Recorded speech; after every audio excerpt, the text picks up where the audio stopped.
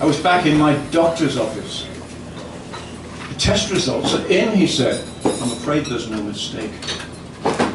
But Scrofula, I said? Surely they stamped that out centuries ago. It's making a comeback, he said. Some of those old diseases, they're showing up again. He was smiling at me, almost affectionately. For some reason, he looked pleased. For some reason, you look pleased, doctor, I said. Oh, don't get the wrong impression, he said. I'm sorry you're ill. But your condition is quite treatable. You don't have to worry. And speaking as a medical practitioner, I have to say it's exciting to see some of the old scourges back in the flesh.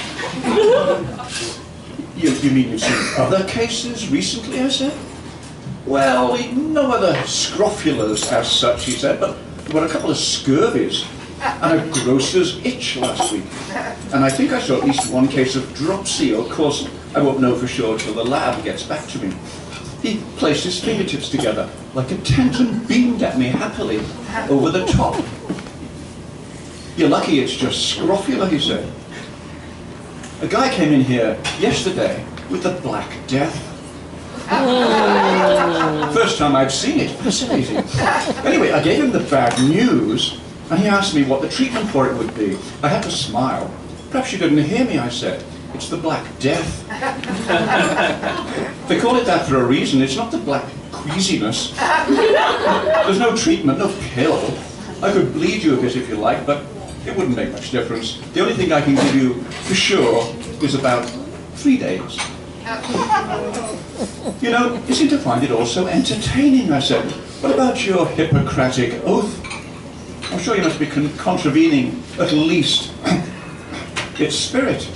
He stopped smiling. Maybe you're right, he said. I'm sorry. I realise you're not feeling well. It's just for my part. I feel I'm getting to treat some real afflictions at last. But there are hundreds of appalling modern ailments out there. I said, why aren't they exciting enough? He shrugged, started smiling again. I think it's the names, he said. The history too, of course, but mostly the names. They knew how to get your attention and respect back in the Middle Ages, when King Henry I of England died after pigging out on his favourite eels. The official cause of death was a surfeit of lampreys. How much more dramatic than gastroesophageal reflux disease, or GERD as they now insist we call it. Nowadays, the trend's all towards acronyms and scientific technical designations. Epstein-Barr syndrome and anorexia and ADHD, for instance. Sure, they're debilitating conditions, but where's the romance in those names? Not like the old wombling trots or glimmering of the gizzard. So we stay detached from the horrors. Well, there was swine flu, I said. That was around not long ago. That name sounds awful. Wasn't that dramatic enough for you? He shook his head and sighed. That's my point, he said.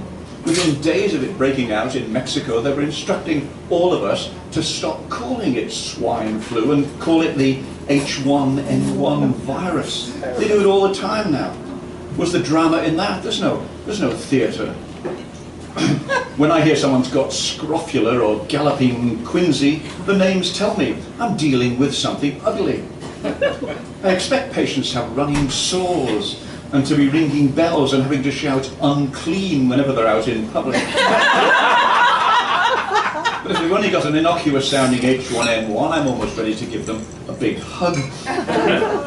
Well, I'm not looking for hugs, doctor, I said. Just get this scrofula out of me. Of course, he said. As a layperson, you can't be expected to view your situation with the same detached interest as a professional like me. A thought occurred to him. It might be fun to try one of the old traditional treatments, he said. What do you think? I could try the leeches, if you like. Or even better, maybe we could arrange for you to touch Her Majesty's raiment.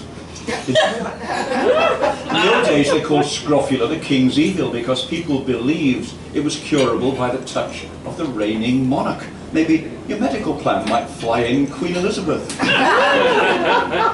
Something in my face must have betrayed my lack of enthusiasm for this plan. Never mind, he went on hurriedly, it's obvious. In your case, you prefer something more contemporary. Okay, I'll just prescribe a course of antibiotics and see you again in a week. I felt as though I'd kicked over a child's sandcastle. Luckily for my peace of mind, on my way out, I overheard his nurse as she introduced the next patient.